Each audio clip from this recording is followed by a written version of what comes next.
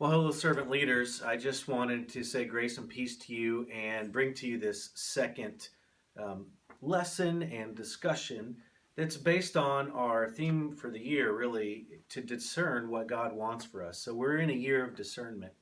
Last time we really began this at talking about what are some of the things that we want to do to accomplish our district's 2020 vision goals. So in 5 years or less, what do we imagine and desire for our community? And so I wanted to put back a summary of those goals that we talked about. For our Vision 2020, we said we'd like to see 100 new Christians.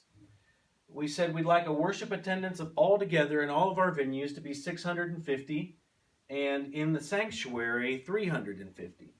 For Sunday school, we'd like to see a 75% of the attendance. For our life groups, we said 66% of attendance with 10 new groups in the next 5 years. And then we said we'd like 10 new works. This could be a preaching point. This could be another service that we begin. This could be another outreach to one of those assisted living facilities. Whatever it may be, we want to begin 10 new works, which is 2 a year. And so we have to get on the ball. If we're going to accomplish this, we have to design our life together in such a way that we're able to accomplish these goals. As we've heard before, many people will say the very definition of insanity is to keep doing the same things and expect different results. Now, again, we're not result oriented completely. Sometimes being faithful to the gospel means that we can't accomplish that in the way that we think that we would, or the way other people down the street are, because being faithful to the gospel means something. For example, Creflo Dollar's church has 20,000 or more people that attend.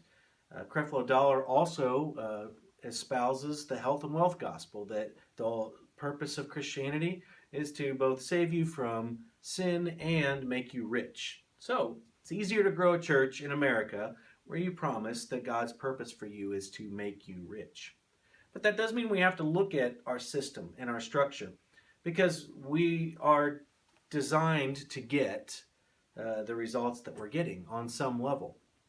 So if we're too busy and people are saying that it's harder and harder for them to participate, do we continue to try to spread ourselves thin, or do we put our eggs in one or two baskets, as it were? I think we have to ask some of those questions. We have to say, how will we start 2 new works a year by the year 2020? How will we grow in ways that are authentic to the gospel, in ways that are authentic to who we are at Shawnee Church of the Nazarene? What are we willing to do? What levels of discomfort for our community? What does that mean? How do we need to change what we're doing?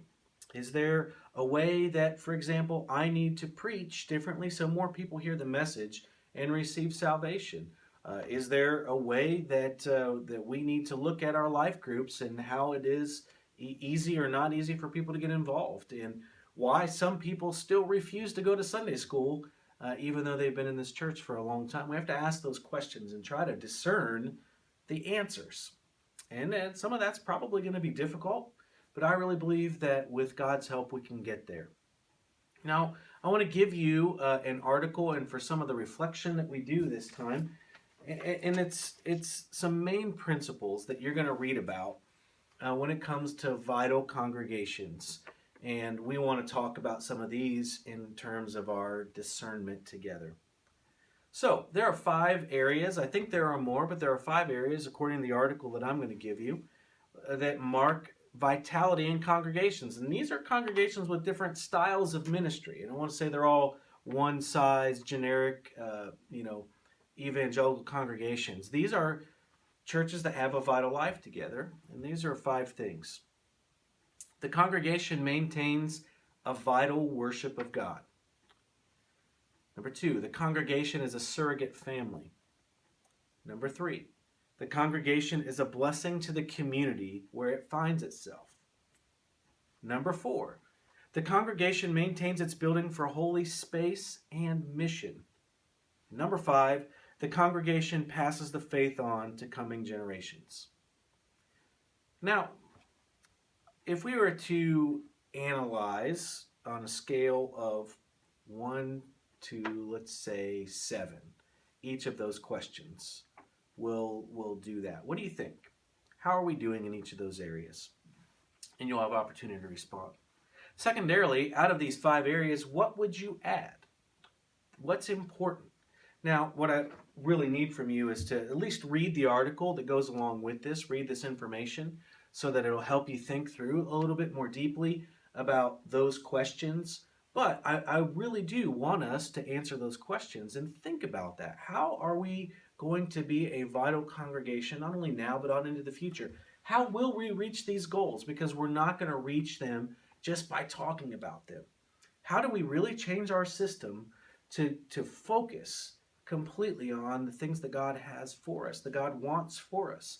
What do we need to do to make this happen? Now, obviously, a lot of this is going to first come through prayer and coming through discerning the right things in the leadership of the Spirit. As I said, this is not primarily a style question, but it is more or less a commitment question. What do we commit to? And what do we let go of? What do we prioritize? And what do we say, hey, that had its time, but now we need to move on? Those are the real hard questions for a community. And I think that that's what the board is for us to engage in this level of discernment, honest discernment together. Well, grace and peace to you. Thank you for listening to this video portion of the lesson. I love you and appreciate you. And I do believe that our best days are still ahead of us because our God, the God who promises to be who he will be into our future, the I am or I will be, is already out ahead of us preparing the way. So prayerfully read through this, think through this, and let's come back together and we'll talk here in our board meeting. I do want to say, if the Royals are playing, there will probably be people in the fellowship hall from 7 o'clock on, which includes you, but want us to make sure we get started at 7:45, and we will aim to end at 8:45 this time. So grace and peace, my friends. I will see you Wednesday night in Tuumptine at 7:45.